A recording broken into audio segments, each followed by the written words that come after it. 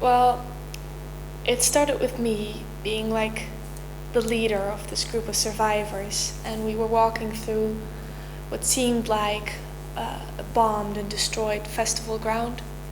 And I was walking through, and I was dressed up as some sort of warrior, just like everything was ripped, and the people behind me were scared, and I still hear the explosions in the background, just like bombings everywhere. And I looked around, and there was destroyed tents and flagpoles and ripped flags, and there was just like remains of what seemed like a fun place to be. And the explosions started to get closer. I could hear them more loudly, and I noticed that they weren't just bombs, but they were disco balls.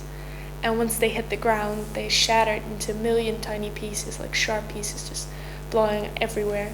The bomb thing, it's just the disco balls that do it as well. I still have this. I don't trust disco balls in clubs anymore either, actually. I mean, there was disco balls coming down on people. I think people actually died because of disco balling. It's actually quite cruel, isn't it? It's just like the sound system and everything coming down, but just those disco balls that were floating around and just crashed down.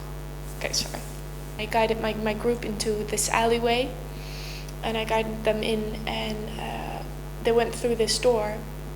But once I opened the door and closed it behind me, and look where they were gone.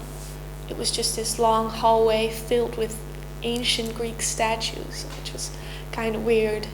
And I walked through and I looked at these statues, and just at the other end of the hallway was another door, and I walked through it, and it was just a bathroom, a yellow bathroom with in the middle of it like this old, like vintage bathtub with like this little feet below it, and there was just this feeling, this voice telling me like, go have a bath, you deserved it, you've been through a lot today, just go have a bath. And next thing I know, I'm just relaxing in the tub, and then my friend comes in, my good friend Claire, and she brings this group of scholars I used to tutor, and she doesn't seem to mind that I'm having a bath, but these children behind her, they're like, what is happening over here? Why are we here? And why is she in a bath? And Claire, my friend, she tells me like there's danger ahead. She doesn't tell me what, but she just said there's danger. And I get out of the bath and I wrap myself in a towel and I follow her, and she goes through another door. And when I close the door behind me, again they are gone. I'm alone in this whole other room, weird room, brightly colored furniture all over the walls. I'm all by myself. There's no one anymore. It's really like lost and abandoned feeling. And I have the feeling that the walls are closing in on me, and it feels really crowded at once. And I know it's just my mind sorting through this traumatic experience I had at the actual festival ground. That the drum of the rain on the top of the tent, was at one point louder than the music itself. And I looked up and I saw my friend next to me, she was looking up as well.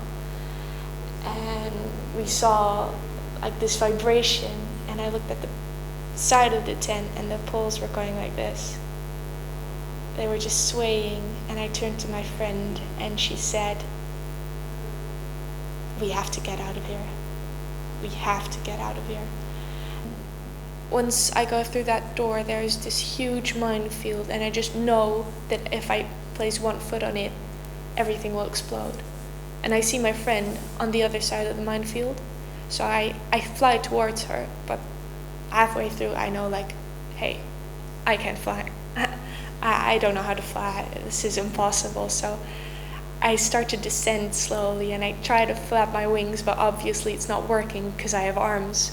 And just before I hit the ground and before everything explodes, I wake up.